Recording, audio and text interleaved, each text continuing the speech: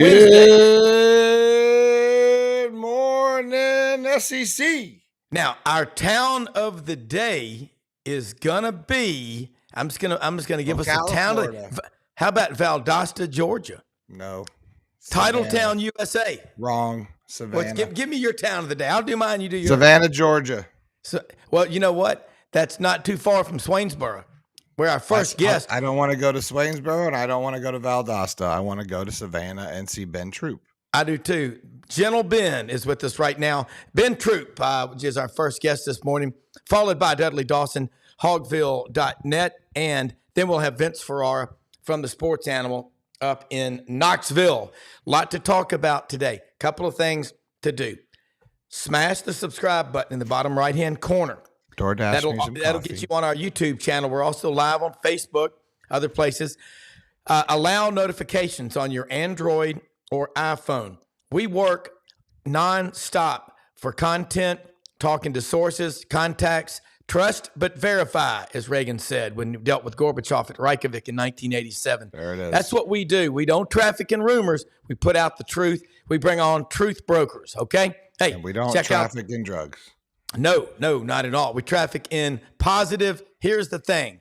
Get out of your negative mindset if you got one. Get out of there. And jump in here. Get pen and paper handy because let me tell you something.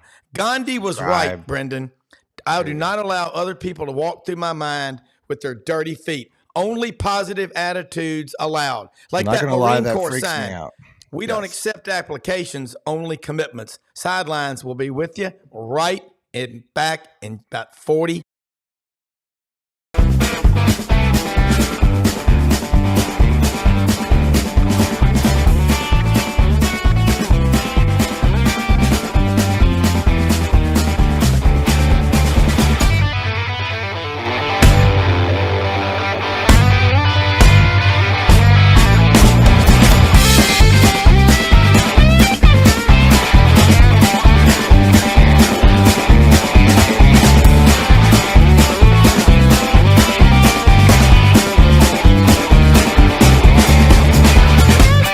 Sidelines with Rob Brown. Talk sporty to me.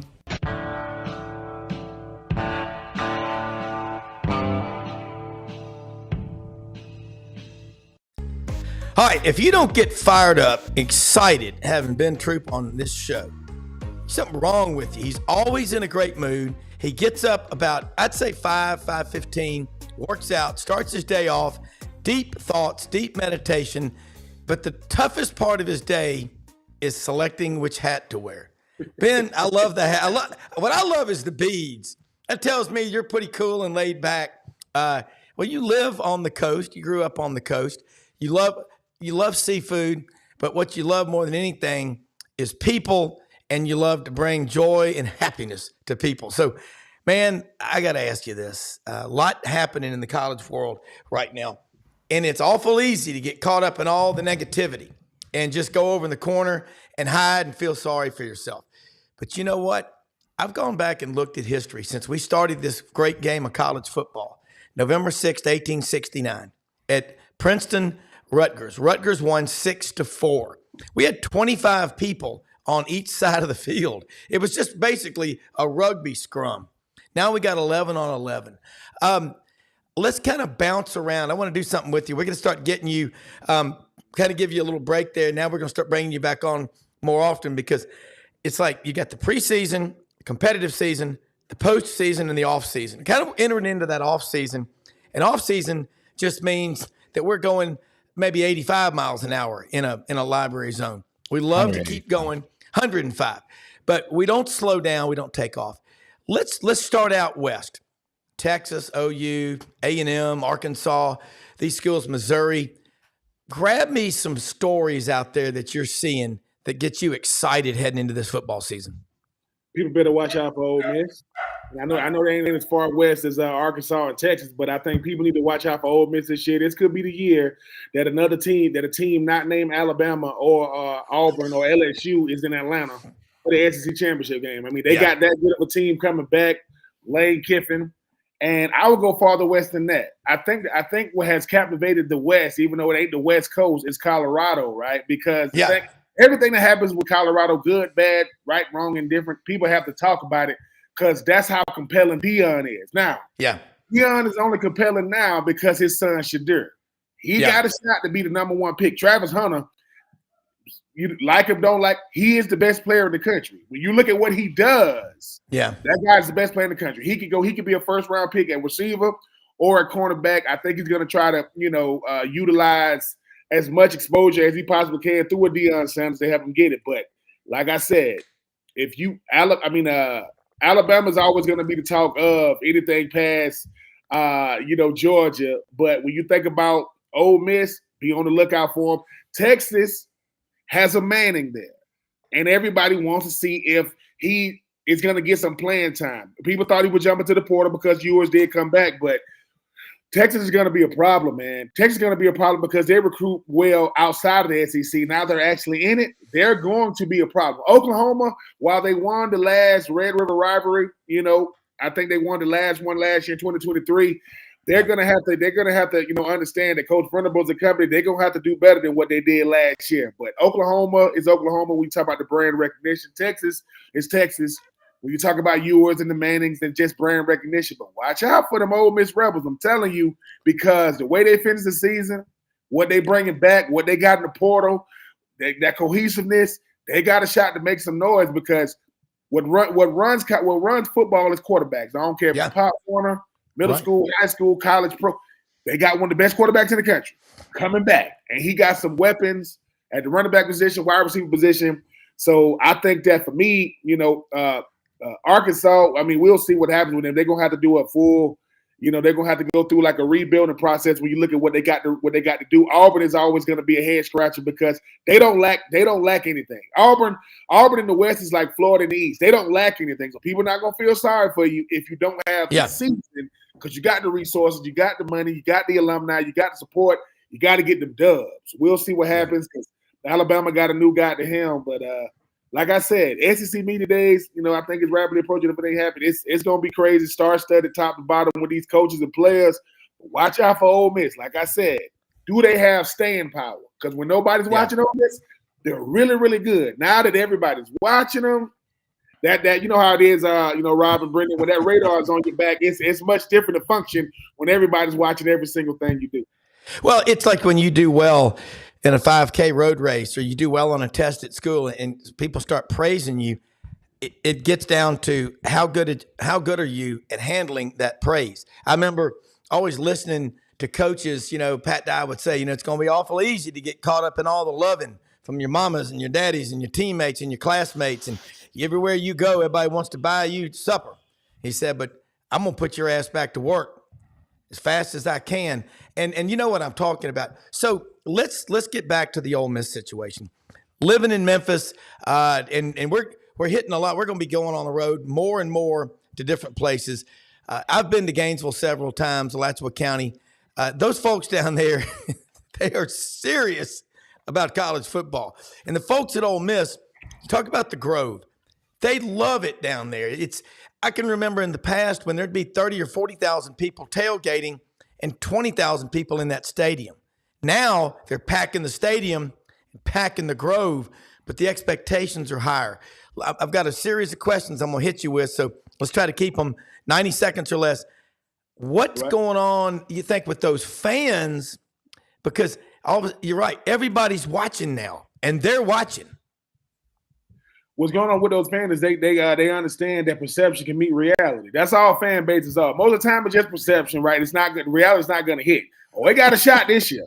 It really got a shot. And the reality is always on the field. The perception is always off the field. And a lot of times they live in the same city. They do not live in the same house or neighborhood.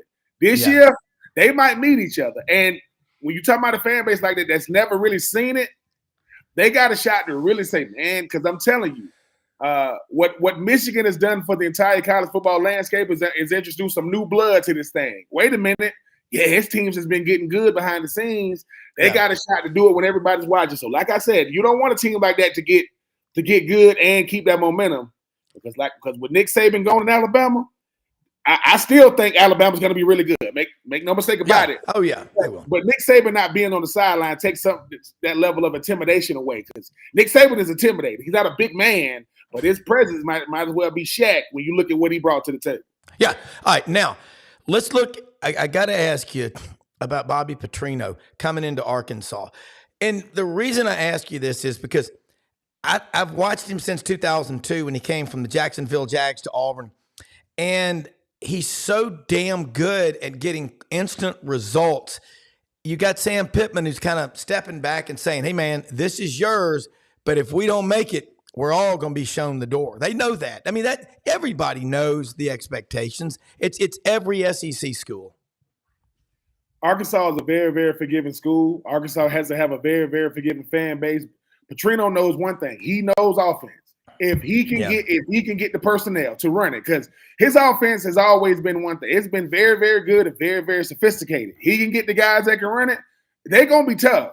I don't know how that's going to be, because I don't know what type of defense Arkansas going to be running. We're talking about complimentary, but I'm just telling you, if they can get those guys in there that can run that offense, look out for Arkansas, man. Because once again, you in that, there ain't no conferences, there ain't no size anymore. But I think for me, when you talk about an Arkansas team, really, really dangerous, because once again, whatever Arkansas does over 6-7 wins is a great season for them. When you look at the gauntlet, they used to have to run. But Petrino being back on campus, a lot of these youngins that's on campus now don't remember him the first time, or they was probably coming out the womb the first time he was there.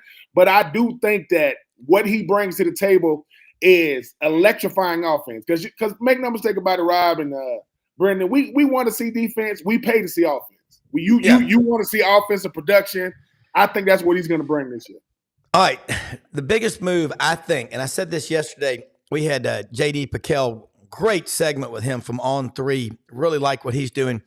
And Bo Davis going, Alabama, Nick Saban really wanted him to come back. He'd been at Texas. He was the difference. You know about the line of scrimmage. You played it. You live it. Bo Davis is such a difference maker because he gets guys out of their comfort zone to play out of their mind. Now he's at LSU. The last few years with Matt House over there weren't good. The defense was god-awful. But you know what? Bo Davis is now at LSU. What, in your opinion, are you looking for if you're an LSU fan? I mean, you can't expect to go and to be immediate, but then again, everywhere Bo goes, Bo Davis I'm talking about, great things happen. I think he's the master. Him and Rodney Garner are the two best that I know of, along with Pete Jenkins at LSU, who's consulting. He's going to bring consistency because he's going to demand accountability. When coaches are really, really good, they're really, really demanding. I mean, think about it. The best businesses in the world have one thing in common. They're demanding. Yes, they're going to do right by their employees, but, hey, man, we know what the expectation is when we walk through this door. Like, it ain't about how you look. It ain't about who you are. Are you producing? When you vote? And I don't think Coach Davis cares about reputation, but he has one. I don't think he cares about it, but he knows, man, they're not bringing me here because we're doing well. They're bringing me here because we're not, and they need instant results. So I think that credibility through accountability is what he's going to do. And you don't go to LSU when you don't want smoke. You can't hide. We got Coach Davis in the house. So if you are a D lineman, you think, that's good. Like, is it good? Because when we were balling, listen, when we had an offense that was prolific, like back in 2019, it didn't matter what our defense did. Now it does. So I think he's definitely going to be like you said, Rob, one of the greatest additions this offseason. But once again, he knows now when you come in with a reputation like he has and what he's done at other schools, whether they LSU or not, you got to get it done right now because they ain't paying the head man all that money to look mediocre. Came in going straight to the SEC championship game. Ain't heard from him since. He's added a Heisman Trophy winner to his resume, but outside of that, there ain't been much to talk about, especially with that defense. All right, now you talk about he is not at LSU because things were going well. He's there because it was a disaster in terms of defense. My son Wilson lives over in Charlotte. Was telling me something, and he and Max both did this. My other son. That Wilson went up to New York with his marketing club in high school, and they got to tour all these big businesses. Well, they went to Brooks Brothers, and I love Brooks Brothers clothes. They make great stuff. They've been around a long time, and their motto was, We're not good because we're old. We're old because we're good. And you're right. People don't think about that. So let's switch gears now. I want to go back to Texas A&M. I get a lot of texts. I've got several A&M folks that I correspond with. Mike Elko. He won 9 games one year at Duke. You know, over there where you are, you get some ACC, SEC. I watch the ACC network a lot too. You do too.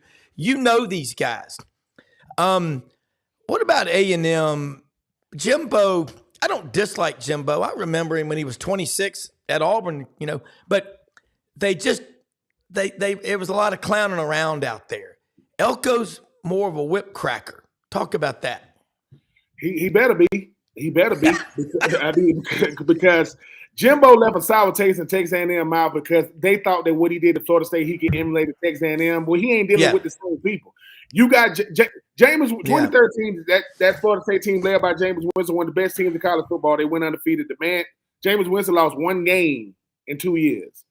Texas A&M was one of those teams that they don't want to say it though. They got the 12th man, right? But outside of that, they got Von Miller and Myles Garrett and different guys.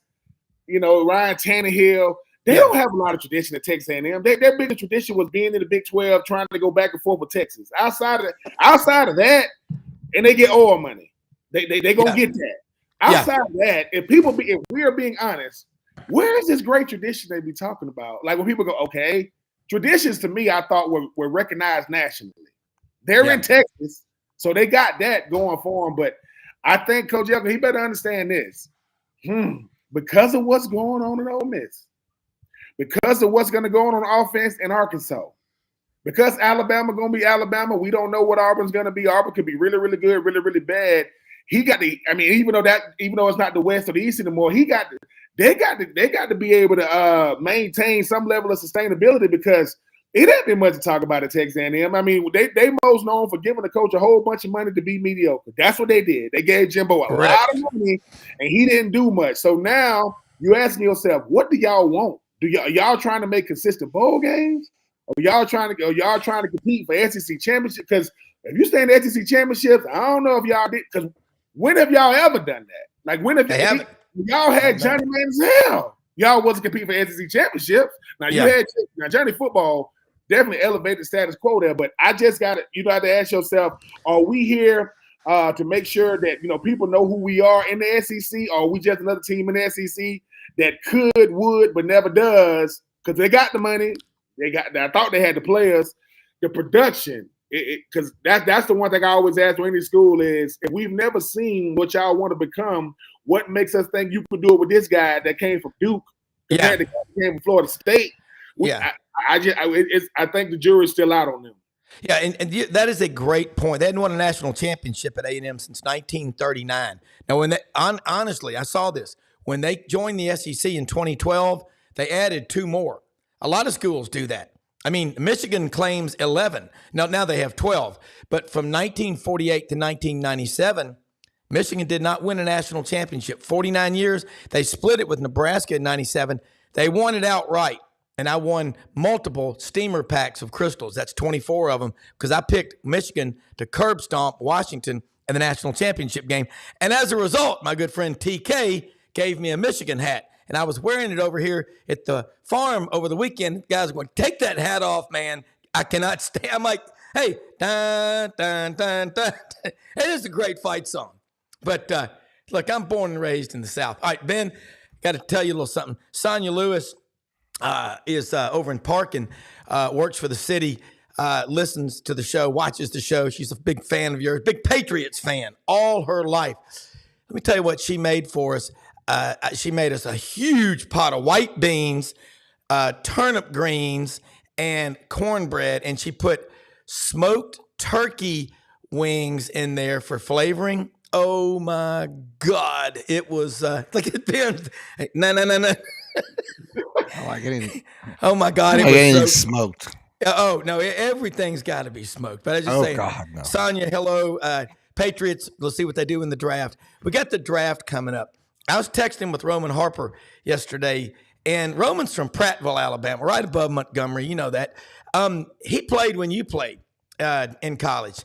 Love having him on, and you and Wesley Britt, guys from that 2000 to 2005. That was a really cool time in college football. But he said, man, I'm not even thinking about college football right now. He's focused on the NFL draft. What about it? It's going to be in Detroit this year. The Lions fans, let me tell you what, they got a taste of what it's like last year. But any big surprises? Who do you think is going to be number one other than the guy everybody thinks is, who paints his fingernails, which I just don't like that, and I never will, Ben? If unless somebody knows something I don't, Caleb Williams will be the number one overall pick. And what they have done for him is what they were unwilling to do for Justin Fields. I mean, he coming in with a lot of weapons. Keenan Allen at the wide receiver position going to really help out a lot. I think this draft is going to be littered with quarterbacks in the first round. I think that, you talk about Daniels. I mean, you talk about the Drake May kid. You talk about Michael Penix Jr., Bo Nix. And people don't talk about Bo Nix and what he was able to do, leaving Auburn, going out there with Dan Lanning to Oregon. He really showed, hey, man, I can throw the football. Like, I can get it done. Yeah. I think it's going to be because the thing is, when people say, if I'm going to miss, I'd rather miss with a quarterback because at least it's showing that I'm going for it. Like, there you go. It's what you love the most about the draft is it's not like the NBA to where you don't know nobody because they was one and done or they international. You don't even know. You know these players, right? You can get quality. Great point. Fourth and fifth rounds. That Tyreek Hill was like a fourth or fifth round pick. Tyreek Hill. That's how low Tom Brady, the greatest of all time. When he got drafted at. So I think that what you love the most about the draft is how unpredictable it is. But you want to see what it's the off season. I mean, I'm sorry, it's free agency and the draft. So free agency get you kind of going. Then you say, okay, how do we add another piece? And it's all about the thing about the NFL. It's a young man's game. We want to get you real young and real cheap. That's what we want to do, and we want to win games with you because a lot of these quarterbacks is coming out now. Caleb Williams gonna have a lot on his plate, but Caleb Williams, he started out at Oklahoma, goes over there with Lincoln Riley, transfers out there to USC, still win the Heisman. Say what you want about Lincoln Riley. He knows quarterback. Last time I checked, he does. He's the only head coach I know that's going to have 3 Heismans and 3 number one overall picks. I don't know any other coach has it on their resume. I mean, as much as Nick Saban has done, he has Bryce Young, right? And yes, every Heisman coming through Alabama, was under him. But if you want to play quarterback and you want to get developed, you go to Lincoln Riley. You don't. It ain't about winning national championships as much as people try to put it out there. That man lived in Los Angeles in a penthouse suite, painting his fingernails with his dog.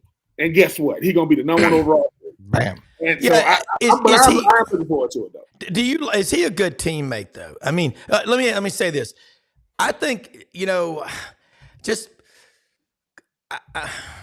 always take care of your men first. Leaders eat last. That's what Dave Tompkins always says. I don't like this, what we're seeing happening in college, that when you were at my school or your school, everything you do is for that school. And I don't like this selfishness. I mean, Ben, you're on this show because we love you, but you are the epitome of a college football teammate and a Gator. In this case, War Down, Roll Tide, Hook 'em, Go Gators. And there's a lot. I know what that means, and you know what there's a connection there. There's over 500,000 living alumni of your school. They all know who you are because what they remember most of all, Troupe's got a touchdown. Oh my! That video we pulled up of you jumping over the guy, but they remember you never quit. You graduated from Florida. That's your school. It's in your blood. And you grew up in Georgia. You had 3 kids in your neighborhood, 3 or 4, that played SEC football. That's just not – so you're not normal. I mean, you've got, 5 fingers and 10 toes and all that. But you're mentally so – I love getting in your head. It's a mindset. And, I think about the draft. I think, and we're hearing already, Jake Wimberly said this last week on the show from Jackson, Mississippi, the afternoon drive. He does these unbelievable matrix on college football. And he said they're already, I think maybe even Nick Saban may have said something about it. The NFL people are saying these kids are coming, and a lot of them, they're not developed. Mm-hmm. I think we're trying to, come in, have a few good games as a freshman, sophomore slump, they call it. And then first 3 or 4 games your junior year, show enough good tape and check out. Man, you're at my school. I want you to love it like I do. Your thoughts? Well, most of them do. Most of them do. I would say this. Yesterday, every Tuesday I do my nonprofits called the Uncommon Crew. We do Uncommon Cruise Tuesdays, right? And our goal is to help these young men do 1 of 3 things: either go to college or secondary education, whether that be technical school, culinary school, go into the workforce or go to the military, right? So what happens is, every time they say things like, I want to be an influencer, I want to be this, I say, oh, you want to be the exception? They go, yeah. I go, the exception is rare. Like the exception, you usually only see them in places that you'll never be. Caleb Williams is the exception. Yeah. He's been the exception for a long time. And what happens is, it ain't Caleb, it's the people that talk to him. Hey, Caleb, listen, it's like, you got to do this, you got to do that, right? And I told him, I said, I was blessed to be the exception. And when you are the exception and everybody around you is, it's normal to you until you step outside of it. And you realize, wait a minute. Everybody ain't got this? No. Steve Spurrier is your head coach. What? Yeah, the guy that people pay to listen to him speak, that's your head coach. Oh, John Gruden is your head coach. Jeff Fisher is your head coach. Oh, there go Troy Polamalu. There go Brian. These are exceptions, of the exception you're talking about their sport. Yeah. Most people in college football ain't going pro, but everybody thinks it. Like coaches say, I want everybody to think they're going pro, but most of us not, right? And we all think we going. And then the draft comes, right? This is what they're supposed to do with the draft. Forget the people that's getting picked. They could put cameras on 2,000 people, and they're going to sit there. They're going to watch every second of the draft. They're never going to hear their names off. It happens every single year. So I am, I'm looking over here, Rob Anderson. Rob asked me, man, come visit that. I will come visit Valdosta soon. Yes, Rob. I just had a podcast with my former teammate Ernest Graham, whose son Miles Graham is currently at Florida. And Ernest Graham let me know why I do 84 Reasons. He was talking about his anxiety, his depression, and everything. And I told him, hey man, I commend you for doing that, because the one thing that don't show men, especially athletes, is how to be vulnerable to the right people. Not to everybody. Don't go in the middle of the mall and just lose your mind. But yes, I appreciate Ernest Graham for coming on my show, helping me understand why I do what I do. When he says that Justin Fields is a better college player than a pro, the answer is no. He got drafted by Chicago. When the last time Chicago had a good quarterback not named Rex Grossman? Now that he with Pittsburgh, we will see. And you don't believe me? Yeah. If Aaron Rodgers got drafted by the Cleveland Browns, he would not be Aaron Rodgers. He got drafted by Green Bay. Yeah. Where you get drafted has more to do than how you play, because if I go somewhere stable, I got a shot to be a really, really good player. No, I agree with you. And I think about another great Gator running back, Eric Rhett out of Pembroke Pines, which is down there. First, second, and third in Rhett. Go back to the Florida-Georgia game. They'll say, Steve Spurrier said, just hand the ball to Eric Rhett. What? Yeah. Just give it to Eric and get out there. Yeah, he was a tough one. Hey, we're going to bring in Dudley Dawson now, hogville.net. And let's get – I like this rapid fire. Get going, hogville.net with Dudley. I want to ask Ben. Hey, Ben, it's been a while since we chatted. How are you? I'm good, man. How you doing? I'm all right. So Billy Napier's named himself offensive coordinator. You and I have had lots of conversation about this in the last 6 months or so. What are your feelings about that? We've had some interesting takes on that, including yesterday with our guest. But what's your take on Billy deciding? And Lauren Meadows told us this during the season. Billy ain't going to get an offensive coordinator. I feel like Lauren. I mean, I don't know why it took him so long to even say that. I don't know why it was such a mystery. We knew he was going to call the plays, right? Coaches that call plays do not give over the reins. I don't care where they coach, who they coach. But the thing about it is it going to show some nuance? Is it going to show some growth? Because what the thing about it is, it ain't him, it's the plays he called. And stop going forward on fourth down if you're gonna call that type of play. I can't stand it. It's like if you're going for it on fourth down, I don't care if it's Pop Warner, I don't care if it's first grade, second grade. You call a timeout. I got to get the best play I got to move the chains. They don't even call a timeout. He'll look at Graham Mertz. He'll say, just go ahead and call the play. And the play comes in, and it's 4th and 6. And we call a 5-yard route, and we hope they catch it and get us. Don't do that. Just so. I mean, I knew he was going to be the OC. I don't know why it was such a mystery. I don't know why he kept us in suspense. But I'm like you, Brendan. If you're not going to show nuance, guess what? Can't get mad at yourself, right? Can't fire yourself. Can't demote yourself. So he's the head guy. He's going to call him. He got Graham Mertz. He got some weapons. Just call play. There's a call in the name of in the words of Coach Spurrier. Call winning football plays. Yeah. Call plays that push the ball down the field. Don't call plays that we like, what was that? I don't want to see another what was that series or what was that play. It was a lot of that in 2023. And Billy Napier is like a lot of my family members. I don't get to pick them. I love them. I don't got to like them. But I do love them. I don't hang around them, and I don't know how the hell they knew where we was meeting at for the family reunion because we did not send them an invite, but they did show up. So, but they're always there, aren't they? Well, and Dudley Dawson, you're down there. You're in Boston at the Garden, and Hogs right now. We've been talking a lot about what's going on. I had Ben just kind of bounce all over the West because Texas, Arkansas, OU, Missouri, A&M. And he said, Ole Miss is the team everybody's going to be paying attention to, but how they're going to handle the spotlight. But I brought up Arkansas. Bobby Petrino being up there. I know he's got a wish list of guys he's going after in the portal. I know Otis Kirk is more of the recruiting guy, but there's still places that they want to improve on. Everybody's got a wish list. Are they getting some of those players to commit in the portal?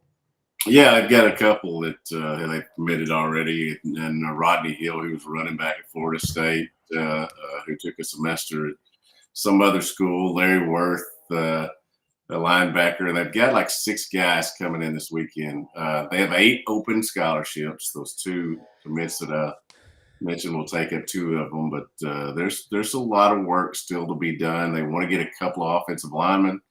Want to get a couple of defenders and a linebacker and a defensive tackle, and they certainly bringing those guys in this week. We'll see how it goes, but as I've always said about the portal, man, you might find you some great stuff out there, but why are they leaving the other school?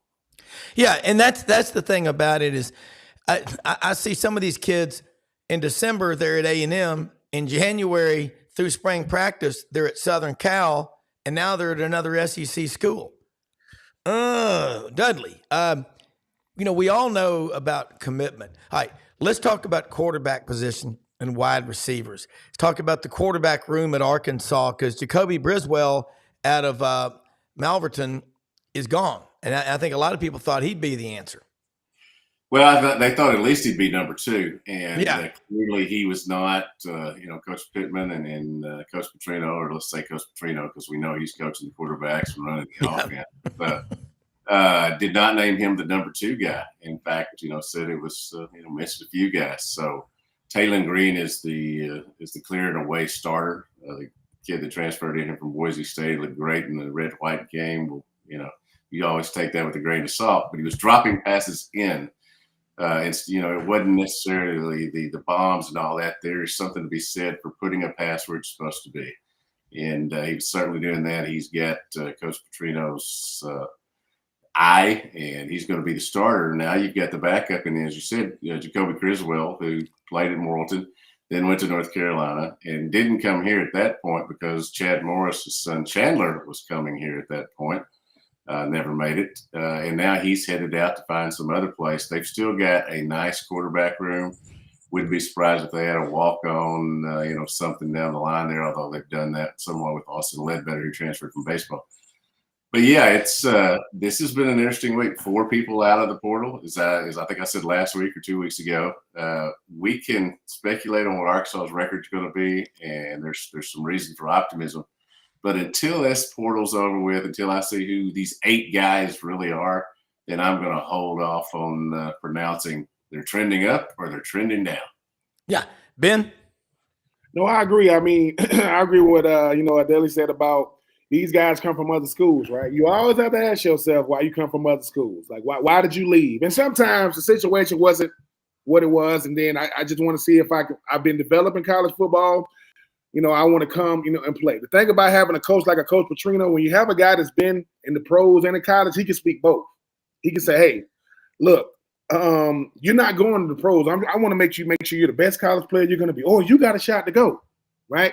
Because he's been there. He knows what it is. Now, me and Petrino, we got a love-hate relationship because, I know my Falcons are bad, but you ain't have to do us like that. I know they've been bad for a long time. They're going to keep being bad.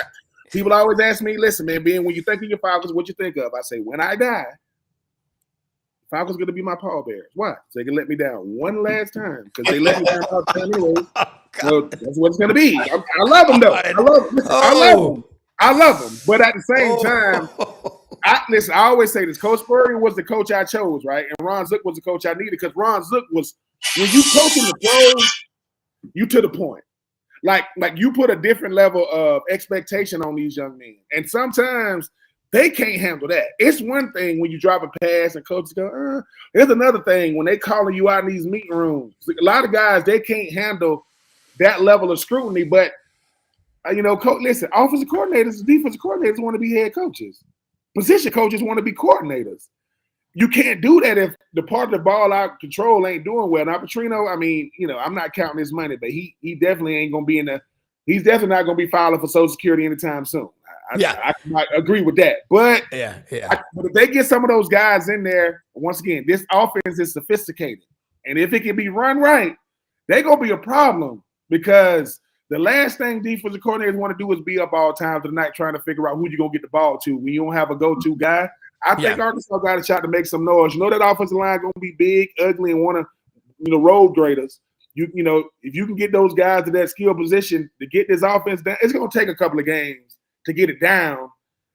Dare I say Arkansas, man, could be one of those teams that's getting on people's nerves because, what is Arkansas out here doing, winning game for, So, but I think they got a good shot as any with a guy like Petrino at the hand. Yeah, that's the quandary. Whose nerves are they going to get on? The fans that they did last year here or the other teams? So I think the defense is going to be fine. And I do think, let's just be honest about this. Bobby Petrino can take an offense and he can put you in a situation to where you get people open. Now, what you're going to do from that point on, we'll see. But there's much more intricacies in his offense than there was in the last fellow who was here, who's kind of become like Voldemort, and they don't mention him around here anymore. But I'm looking forward to it. As I've told you, I think it's going to go spectacularly well or spectacularly bad, and I'm here for all of it. Yeah. All right. Another question now. Defensively, you've got some really good coaches. I remember telling you about these guys that came up that I know from their days at Auburn and Florida State and Travis Williams, Marcus Woodson. They are excellent coaches, but they're great recruiters, but they're also outstanding coaches. They're from that Kevin Steele model. And by the way, I hate that Kevin Steele's not coaching this year. He came back, helped stabilize Alabama with that alpha male defense, but I wouldn't be surprised if Kevin Steele doesn't get back into coaching somewhere. But you know what I'm talking about with a Kevin Steele type defense, Dudley. It's about getting guys to go after the ball. It's not that complicated. Let's talk about where the defense is right now and what they're looking for in the portal, recruiting, or whatever. Two defensive tackles, two linebackers / safeties. They obviously aren't totally happy with what they've got over there. You've got to continue to over recruit what you have as well. But those guys last year, their defense improved enough that Arkansas should have won games if their offense had been competent. It was not, we've gone over the variety of reasons there. But there were not any changes on defense because they feel like they're trending upward there. The offense obviously was, a couple of changes. They feel real good about what's going on. Now, again, they'll play UAPB that I think since I've talked to you, they've moved the game to a Thursday night, in Little Rock instead of Saturday. So, that's going to be interesting. But then that second week when they go to Oklahoma State, that's what's going to tell me, how much improvement they've made from last year until this season there early on. And Oklahoma State's going to be a really good team. Got one of the best running backs in the country coming back on the road. I'm anxious to see what goes on there. Ben, you hear what he's talking about with that second game of the season. And I believe it. You make your most improvement from game 1 to game 2, but that's just optically. Do the players, along the lines of what Dudley's saying, feel the pressure for their coach, Sam Pittman, to like, hey, man, we've got to make it happen this year? They do. Sam Pittman seems to be the type of coach that players respect. When players respect you as a man, they listen to you as a coach. Like, and coaches know that. Coaches know that, right? Coaches know. Look, man, y'all gotta because that's what we looking to earn first. I mean, the hardest thing for a player to ever hear is, hey, man, you don't play because you ain't talented. You don't play because I don't trust you. Like, what? Like, look, that's hard. But think about this. He said, you don't lack talent. You lack up here. You got to be able to, because when everybody's watching, they go to the alumni, they go to recruits, they go to family members, they go to onlookers. Y'all should be our best 11 every time we go out there. I mean, one of my best friends in the world, Titus Peoples, Swainsboro, Georgia, went to Arkansas, right? And the thing about it is he always talking about how, look, man, he always say, man, we right there. He always, we right there. I mean, I played with him when they had, the bum named Sean Andrews, Cedric Cobb, and Matt Jones. Matt Jones, was a quarterback. Matt Jones quarterback. Cedric Cobb is the running back. You got Batman Carroll at cornerback. They had some players, right? They've been doing it for a long time. I mean, one of the best names in college football. Is there a better name for a football player than Bumper Pool? No. There isn't one. And he played up to his name, right? Yeah. He did everything that moves. So Arkansas to me is like Missouri with recruiting. They in the great state of Arkansas. They're gonna get some players, man, that nobody knows about, and they're gonna thump you on Saturday. I think now with Arkansas, like you said, Dudley, their defense gonna be good. If they can get that offense going, Arkansas could be one of them teams because you're in that part of the country. You got a rabid fan base. Fan base is crazy. And when you go up against LSU, Auburn, Alabama every year, man, we can play with anybody. Doesn't mean we're gonna beat them, but we can play with anybody on the schedule. But it's those teams you're supposed to beat. It's how you look beating them. You can don't beat them 24-20 because people you got to kind of it's back in the day when everybody kind of did the easy game for the first game, the score 56-6. You kind of got to do that for like perception reasons, even though a lot of these teams in college football, the parity level with talent has gotten really, really close. Yeah. All right. Dudley, real quick before we bring Vince Ferrara from the Sports Animal on, and stay on with us, everybody. This is a great conversation because there's some breaking news that I don't even know if I want to bring it up, but about Reggie Bush. I'm sure y'all have all seen it. But Dudley, tell people how they can follow you so we don't scramble at the end and forget to do this, because you put out great work. I love your motto. I don't traffic in rumors, just the facts, ma'am. Joe Friday here.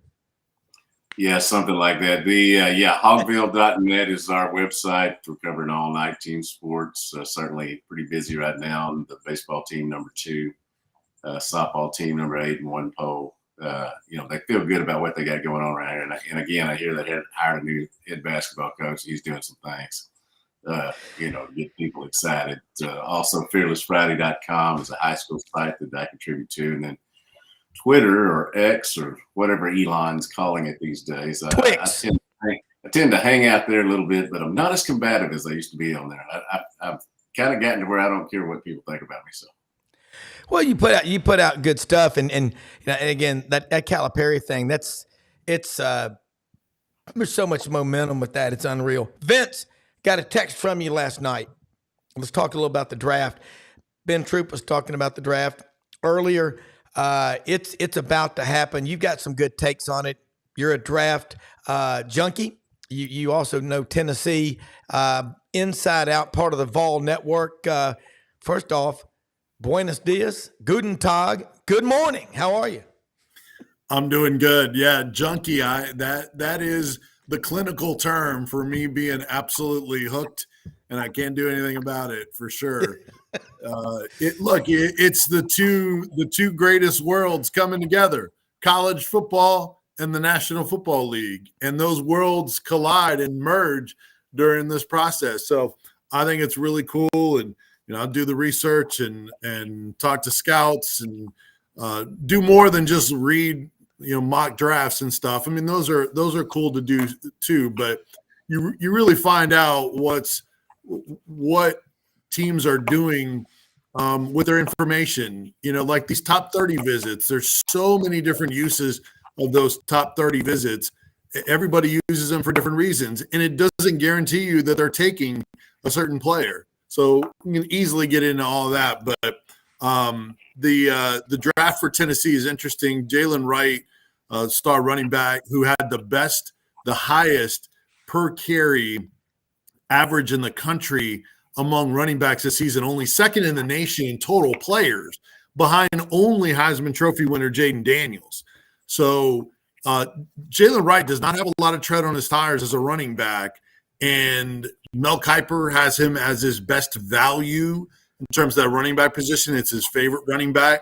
He's got speed, explosiveness, ran a 4.38 40 at the combine and did terrific in a lot of those explosive drills at the combine.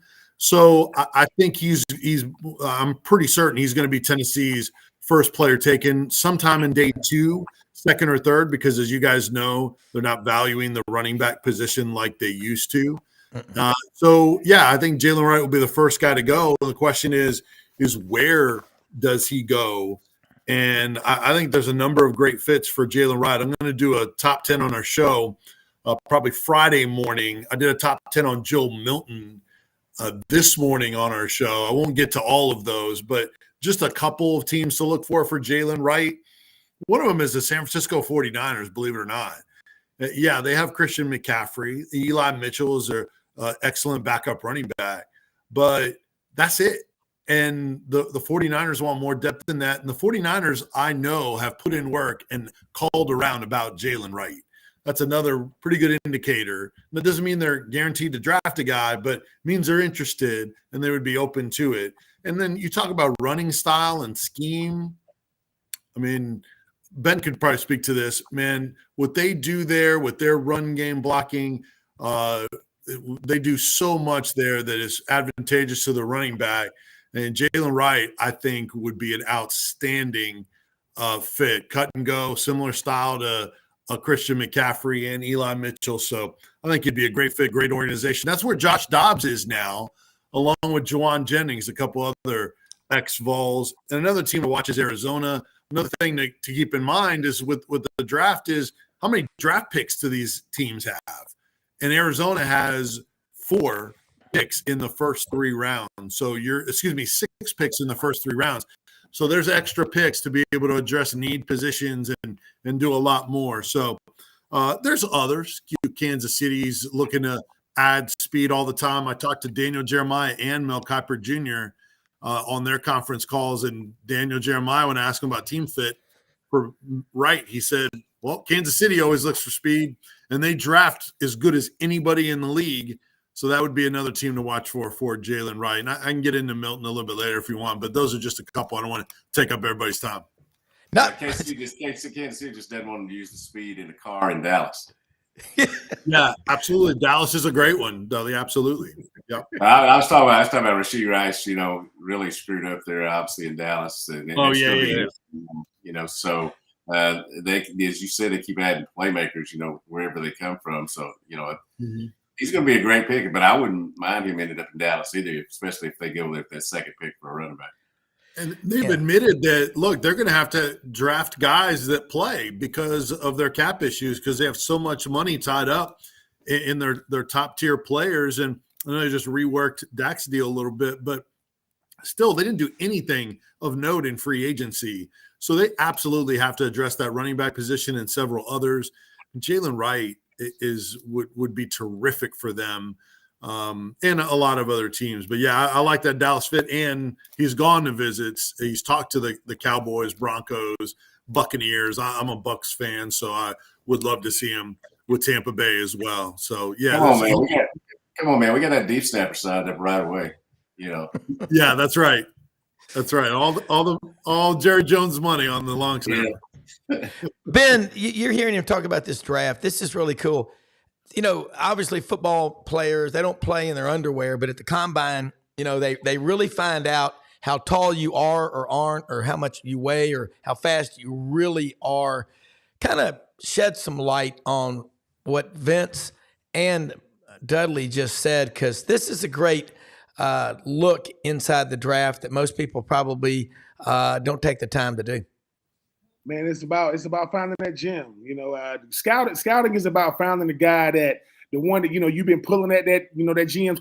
You got to get this guy. You got to get this guy, because everybody knows about the big name guys, right? That's why the failure rate in the first round is very, very high. Not because these players aren't good, because they get thrown out there because of the position they play and how much money they make. Vince keep talking about the Jalen Wright, right? Listen, let me tell you something. The one thing you cannot coach is speed. Every team wants it. Every last team, 4-3, those guys are the rarest of the rare. Meaning, and when you talk about that San Francisco offense, what they do is, you see Christian McCaffrey, you see him one-on-one with safeties, that's a touchdown. Yeah. That's everything. But and they're going to tell Christian, hey, Christian, look, man, we know you built like a rock, but you're getting closer to 30 than 20. We want you to be there when the playoffs come. That's where Jalen Wright comes in and say, hey, we're going to put you in on third down, because the money down is third down. So the 3rd and 2, the 3rd and 3s, because you notice that the big deals for a quarterback is 5 years. The big deals for other positions be 3-year deals. Now, they give you a 3-year deal. You're still young, making a bunch of money. They will do that stuff when I'm out the league. Everybody wanted 5 years. Now you want 3. But I just think that, for the Jalen Wrights of the world, Joe Miltons of the world is this, though. Joe Milton is a first-round talent. He won't go in the first round, which we'll see. He won't go. Joe Milton's the type of guy that the GM say, hey, man, we're going to bring this kid in. If he works out, we all going to be getting extensions. Because the only way a quarterback gets you fired is if he, a first-round pick, preferably a top 10 pick. You get a Joe Milton in the 2nd, 3rd round, I mean, the guy can throw 60 yards on his knee. They don't make people like him. They just don't. My son went to the Manning camp a couple of years ago, and he was talking about guys like Joe Milton. He was like, "Daddy, these dudes." Can I say I know? He got the, he looked like listen. He's the Black Thor, because he got blonde dreads. He can do whatever he wants. And here I am bigging up Tennessee guys, right? But at the same time, when it comes to the draft, one thing I realized about the draft process is you become fans of these players real quick, because we all want the same thing. Like, we all, no matter what school you went to, you want these guys to get in there. And like I say, you go to the right fit. That's the difference between Pro Bowls, Super Bowls, and legacy. You go to the right team. And I love the draft, because we be sitting. You ain't watching the draft for who you get. You watching the draft for who your rivals get. Like, they got who? Oh my God! Tank Bigsby last year went to the freaking Jaguars. That's cheating. Yeah. I said, they got Tank Bigsby in the 2nd round behind that bum Etienne. And I'm trying to say, because I'm always watching my Titans, right? I mean, no Derrick Henry this year. I gotta act like that don't bother me. It really does. He went to the Ravens. That's cheating, man. That's good. Yeah.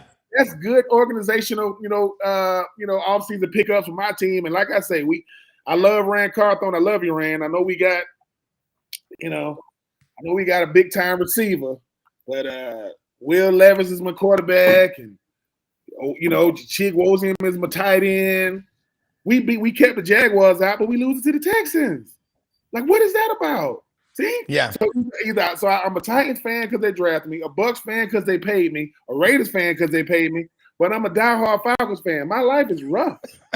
I ain't got it's rough out here in these streets, man. Well, it is. I like that round. Vince and Dudley and everybody else watching. Somebody pays you, you're always going to have a relationship with them. I mean, it's like, as a fan, if a coach spends 5 or 8 or 10 years with you, like Gus Malzahn, he's still part of your family. You may have been mad at him, but when he is at another school and he says something kind about your school, you're always like, got to be careful. Like you say, Ben, family. Now, got to talk to Joe Milton. Remember Vince last year at Media Days in Nashville? And I asked him about, I think the magic potion for Joe Milton, there's 3 things. Number one, God blessed him with unbelievable athletic ability. But he's at heart, what the magic stick with him is, he's from the muck, Lake Okeechobee, Pahokee, Florida. He's a country boy. I remember talking to him. He goes, man, there's a Dollar General. There's a snatch and grab convenience store, whatever you grab and go, whatever they called it. He said, there may be 1,100 people where I'm from. Everybody knows each other. You've been around Joe Milton.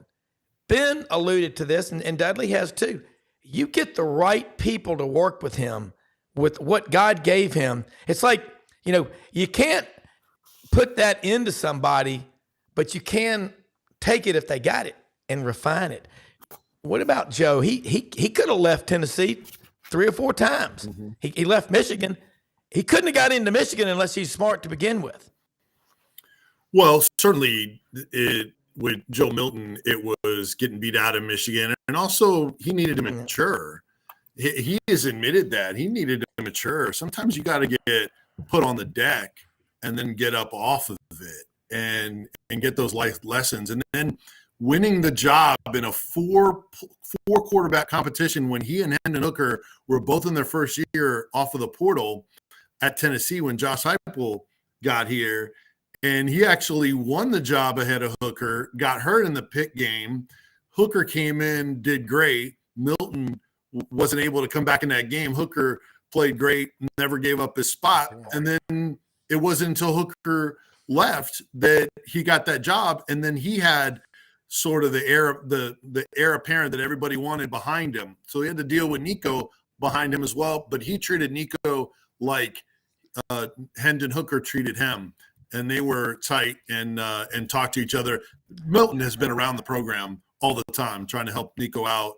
And so he's been a great teammate. So that he'll bring to the table for sure. The arm talent is interesting.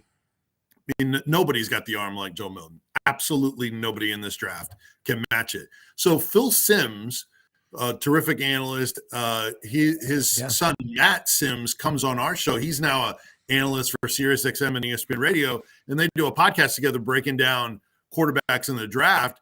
And Phil Simms and Matt were talking about if they were Joe Milton at the combine, he should have been throwing the ball hard and showing off his arm. Instead, he was trying to show that he could take some velocity off of his throws. And they're like, no, accentuate your elite talent. Let them know that you are special in that area, because teams are going to be like, I have to have a guy like that. I can coach him up, develop him, teach him our offensive system in the NFL way, and then you go from there. So, there'll be guys, and that's why my number one team is the LA Rams for Joe Milton. They already have an established starting quarterback. Their 2 and their 3 is Stetson Bennett, former Georgia quarterback. That was great, but I don't know if he's going to be a great NFL quarterback. And Dresser Wynn. That's their QB room, an aging quarterback that is still really good, but you need somebody down the road, and maybe you hit the jackpot with a Milton. Hey, look, Sean McVay's had strong arm quarterbacks, right?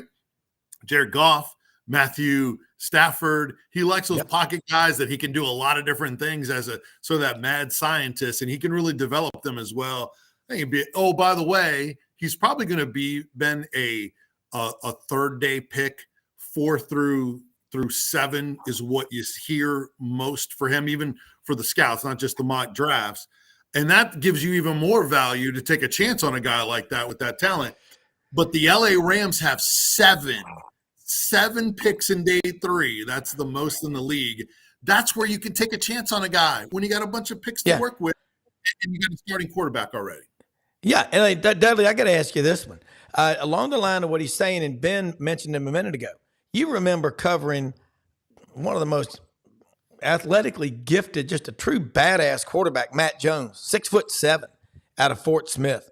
He played wide receiver, tight end for Jacksonville. First round pick at wide receiver. Yeah. He now does a radio show up here that I go on a lot. He's ate up with soccer now. I think if he could do it over again, he'd probably play soccer. But great knowledge of sports, and obviously he was an entertaining player when he was here. Sometimes you get a guy and you think he's going to be one position, and you're talking about the opportunities, and then they went from taking him from a wide receiver to placing him at quarterback, and the program went wild. Well, Matt Jones, at 6'7", him and Fred Talley, they mentioned, and you talk about Cedric Cobb, just some of these just Fred Talley just scored another touchdown in Auburn against Auburn. I mean, that was 22 years ago, and people still are. You think about Fred Talley in that Auburn game in 2002, yeah, and I think about these athletes, and Vince, that's a great commentary take on Joe Milton. Hey, don't try to beat who you're not. Show us what you got. If you've got all that raw ability, we can refine it. Those coaches can. And Ben, he mentioned that quarterback room with the Rams. You got Stetson Bennett and Drescher. I don't know, but Stetson, ever since, he went out to Dallas and he wandered into the neighborhood and went to the wrong house. I don't know what all happened, but he's a great college quarterback. Mm-hmm. But back-to-back national champions and all that kind of stuff. If a dog will bite, he'll do it when he's a pup. If a guy's good when they get to NFL training camp, don't they know right away either he's got it or he's going to be, a backup quarterback, which is nothing wrong with that. It's pretty obvious, isn't it? It is, but the thing about football is, that was broken down to us. They say, look, when it comes to football, if you're 6'5", you got to prove you can't play football. If you're under 6 feet, you got to prove you can. And the thing about Stetson, is at Georgia, I'm on the best team 2 years in a row. So we won it 2 years in a row. Best offensive line, best running game, you're gonna take his. Can his body hold up? If Joe Milton gets drafted by the Rams, when he walks in the building, the rookie's going to be like, who is that? That's Joe Milton. That's the quarterback. He's 6'5". Yeah.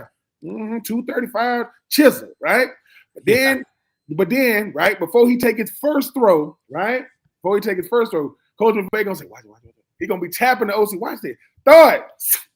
What? I don't care who you are. Pretty footballs, that's what we all come to see. Now, Matthew Stafford can throw a pretty ball. Matthew Stafford is close to 40 now, right? And he's like, look, unless he got Kirk Cousins' agent, he ain't going to keep making as much money as he's been making, right? The greatest agent of all time, by the way. Of all time is Kirk Cousins, right? So for me, a Joe Milton is like, look, man, somebody going to get him. And whoever gets him, they're going to do all they can to keep him because they're going to be like, look at this dude. Like, look at him. And for him, they're going to sit him in the room and say, Joe, look, man, if you just trust what we're doing, we're going to let you show off, right? We're going to let you show off. But you just trust what we're doing. Joe Milton's going to be one of those guys that you're going to ask yourself, how did he slip? They're going to say, how did he slip? Every time Patrick Mahomes throws, they'll say, Mitchell Trubisky got drafted over him. Yes, he did, right? A lot of people got drafted over him because it's easy to talk about what a player becomes than what he was. But a Joe Milton, if you don't even got to know football to look at that dude like him, turning flips and whatever. He can do whatever he want to do with the football. I played with some guys from the muck where they burn the soil down there, where they chase rabbits. Yeah, but it's a rabbit on the ground. You put a rabbit on the ground, let the rabbit go. Go ahead, rabbit, go. And you just go get him, right? Santonio Holmes from the muck. Fred Taylor from the these people from the muck. Right? Bell Glade, Fred Taylor. I want to say Anquan Bolden. Yeah. From these. So for me, the thing about Joe Milton, he knows football. I do agree with you, Vince. The right team get him, and listen, and they break him down the right way. Don't break him down through you ain't this, not like that. Hey man, listen, we're gonna break you down to build you back up. I'm telling you, this kid got ability. Please, he laughs at ability. This boy is gifted. He's not talented. Most of us are talented, and Vince, you got to see him up close. Yeah. When he came to the swamp, man, listen, I told Princely, who's no longer with us, our defensive end, they tried to run a 2-point conversion. And the only reason why he caught him is because he ran a horizontal. I told Princely, if he would have stuck his foot in the ground and went the other way, you're done. The whole defense is done. He said, he ain't faster than me. I said, yes, he is. I said, Princely, look at it this way. And I said, Princely, I said, you were at another school because you want a better opportunity. He was at another school because he plays quarterback. It's only one quarterback out there every play. So I'm gonna be looking to see where he goes. There's a team in Tennessee that needs a quarterback. I don't know if you heard of them. They're in Nashville. They are on Central Time. We got to get used to an hour back. Maybe they should go out there. And, we got Will Levis. I think we should take a shot on Joe Milton too. Let me throw one at you. Two interesting stats. In 2022, Texas did not have a player drafted. That broke a streak of 85 straight years that they'd had at least one player taken in the NFL draft or whatever they called it back before that. Interestingly, Nebraska from 1962, the first year of Bob Devaney, coming from Wyoming, the cradle of coaches west of the Mississippi, Fred Akers, Pat Dye, they all served time in Laramie. Nebraska from 1962 to 2019 had at least one player drafted every year. Georgia, in those 2 years, Stetson Bennett, 21 and 22, won national championships. And Lauren Smith is in eternal writing position, struggling at Sea Island to get the second book out. Back-to-back national championships, 25 players drafted in those 2 years. Unbelievable. Y'all know what school has had more players drafted all time than any other school? Who's number one? Who wants to take a guess at it? Anyone? Dudley? Oklahoma. Vince? Oklahoma. Okay, Vince, give me your guess. Well, I feel like you're leading me in a certain direction. It's like a lawyer with a leading question. give me. No, there's no penalty or anything like that. It's just give me your guess, Vince. Yeah, is it not recently, but all time? Is it Tennessee? Ben, give me your guess. Shoot. Watch it be Ohio State. Okay, it's Notre Dame. Okay, yeah. It's not, and number two is Southern Cal, and Ohio State is up there. Michigan, Alabama, in that, and then you've got all these SEC schools just within 2 and 3 players of each other. But this has been a cool conversation about what goes on in the draft. And Dudley, your Cowboys. And by the way, Dudley, let's kind of go back to Reykjavik in 1987. Mr. Gorbachev and President Reagan met. He said, what about y'all's meeting? He said, trust but verify. Did Jerry Jones really come out and say, Dudley, we lost him there, but I want to know if did Jerry Jones really come out and say, I will pay double for any commitment to Kentucky in basketball? I'll pay double what they're being offered at Kentucky if they'll come to Arkansas. Did he say that? I mean, it's all over social media, but just because it's on the interwebs doesn't always mean that it's true and somebody could, copy and paste or whatever, but you will know better than anybody. He did not use those exact words. Okay. He helps out obviously here and will continue to help out. But that was a parody site that also does a lot of news breaking and sports breaking as well. But that was a parody site that had that, and everybody jumped on it because it makes sense. He ain't spending any money on his football team. Might as well spend some on his college team. What I'm saying, the second thing is I didn't know there was going to be a test. Quit hitting me with these microwaves and all that. Man, I was just too early to do world and politics and stuff. Yeah, I was just reading that thing last night. It was interesting about the top 50 schools in the draft, and God, Arkansas's had a ton, like 270, 285. I mean, by the way, Vince, you got it perfect on the Wi-Fi. There we go. But I'll say the Arkansas, SEC, Florida, Tennessee, this talk about Joe Milton's really cool. It's like, just be who you are. I mean, it's just, don't go in there and try to slow yourself down. If you're shrinking to make other people around you feel less uncomfortable is not a good thing. Yeah, that's the reason I got married. I'm nothing to look at, but that's the reason I got married to two beautiful women, my late wife, Laura, and my current wife, Patriots, because I didn't accentuate my negatives. Although there were plenty. I talked about my positives. Well, and you have many positives. I will say this. I get so many people. Dude, they tell me I got space for radio. People say this about you. They go, I love hearing Dudley on your show. People have followed your career for a long, long time. You ain't old, but they followed it because they said, one thing about Dudley is he's not a Kool-Aid drinker. He's not a homer. I mean, like you say, they go, he follows Arkansas, but he'll tell you the truth. So you got a boatload, I would say the other word, but a boatload of respect among people out there. And I think that's why we love having you on. We love having Ben on, as well as Vince and Brendan Martin, our executive producer. By the way, anytime when you put a show together with a lot of people like Hollywood Squares, the Wi-Fi issues, always Brendan can tell us things we can do. I mean, I bought a hotspot. There's just different things, but it is so much fun having this group here together. Y'all, let's talk about the draft. And Vince, I like it the night before. And Dudley, same thing. Night before, if you got some things you want to, agenda, we'll start getting Brendan to put over there on the side, the topics du jour. But Vince, everybody, is it true that Reggie Bush is going to get his Heisman back? Okay. Well, let me just read you a little parody that someone sent me. Now that we're just forgetting everything that ever happened, can't we all get along? The NCAA is going to make Albert Means a retro All-American defensive lineman in college. Number 2, Ronnie Cottrell will be eligible to coach again. Compensate Pat Dye's heirs for his wrongful resignation in 1992. Thank you, Eric Ramsey. Reparation compensation for Coach Larry Blakeney. Keep it down low, cuz. I mean, he went to Troy though, had 24 great years. SMU awarded 3 national championships as the landscape of college football has changed. How about that, Vince? You think that's a possibility? I mean, come on. Forget whatever happened.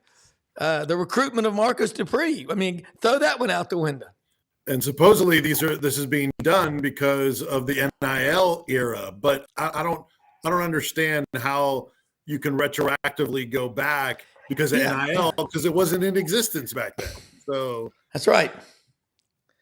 See, and we knew this was coming, guys. I mean, we knew it. And then I see a top 10 list of the most electrifying players in college football.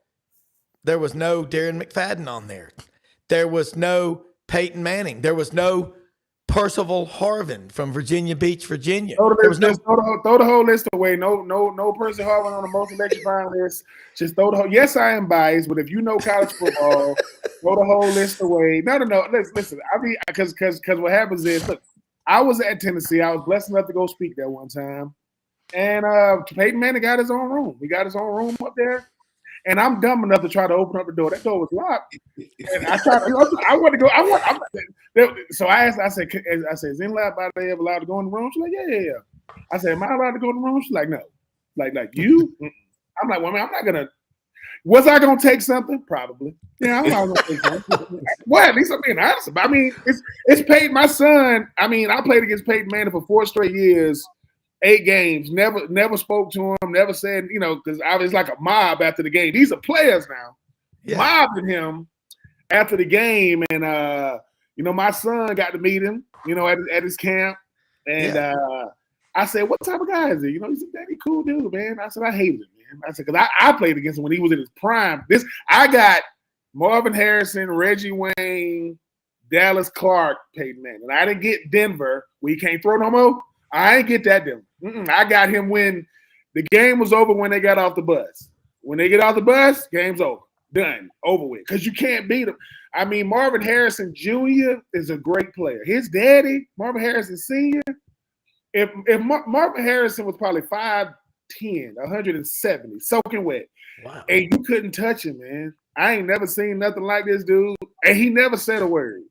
Not before the game, during the game, after the game. So, hey, man, I was blessed in my time to be able to play. I be feeling, the other day my kids was like running around the house. I said, turn that music down. I feel old as hell. As soon as I said that, I go, oh, God. I'm a Christian. If y'all see me somewhere and I have on a T-shirt and it's tucked into my pants, I am my daddy. Because I don't know why people tuck their T-shirts in. I really don't. I'll never understand, unless you're a coach. Coaches do it. Amen. But why do Jim Harbaugh does it? No, I call it.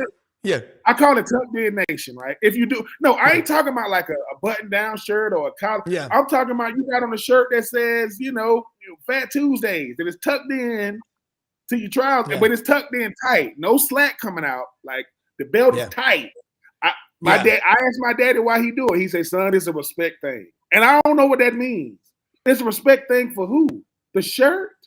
The belt. Yeah, hey, I hear you, man. People come up and ask me questions. They got their T-shirt tucked in. I ain't answering it, and my wife will say he don't go with that. You got to take out your shirt. Listen, unless it's a law, untuck your shirt, man. Like listen, it's a T-shirt for a reason. Throw it on. Going, my daddy tucked in. I say, Daddy, you pull that shirt got a mustard stain on it, tucked in. So. And it's always somebody that shouldn't have that shirt in too, because they're making that shirt work extra hard. Yeah, they are. Now, let me say that list I just gave about retro on the NC, Doug Dean put out there all tongue in cheek, being silly here. But look, we run out of time.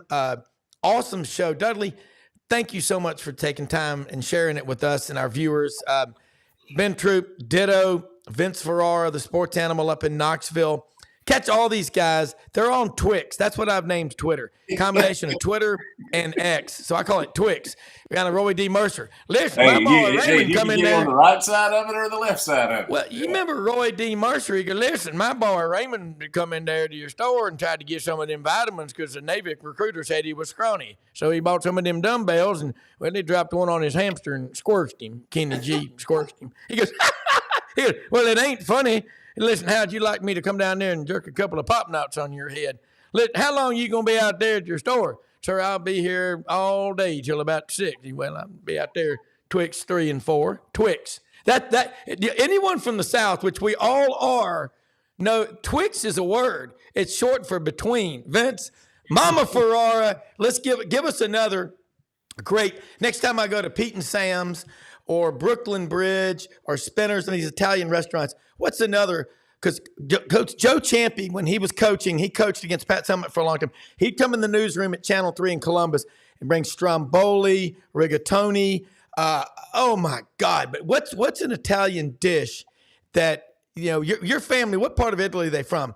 Down the southern part, Sicily, the boot heel? Yeah. They are? Yeah. Wow. So you cannot beat the Mediterranean diet, but give us a little something we should ask for at an Italian restaurant that might be off the menu that would just change our lives.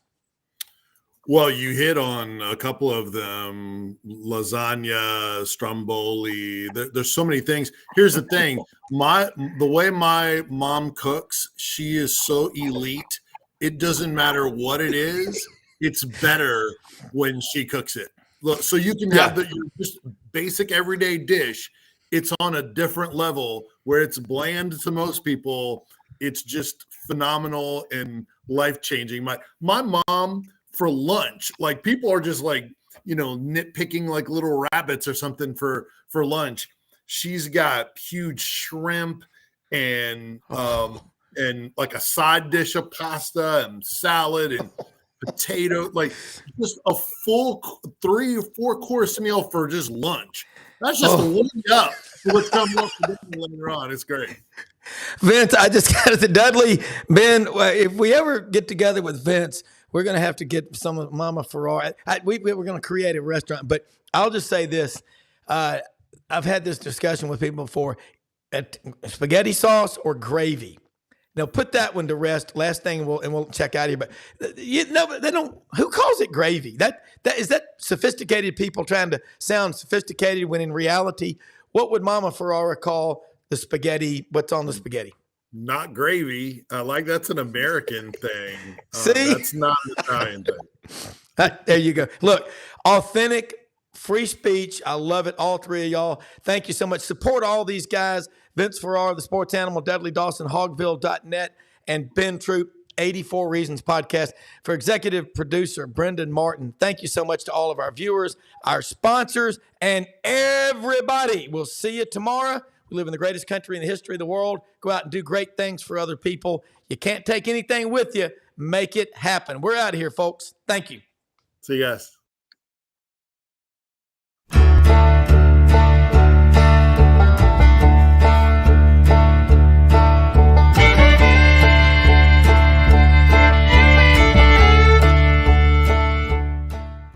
In a perfect world, you'd set a health goal and results would happen overnight. In this world, the real world, it takes time, dedication, and the right support to achieve your best self. The Vitamin Shop's health enthusiasts are here to make sure you're not wasting a single moment on the wrong supplements. From the highest quality sports nutrition and superfoods to the most sought after trends, you'll find a huge variety of science-backed solutions for every goal. And the people to help guide you along the path to greatness. Unbelievably, every 2 minutes in our communities, a child is either bought or sold for sex. I am Ari Dickey, board member for the Nashville Anti-Human Trafficking Coalition.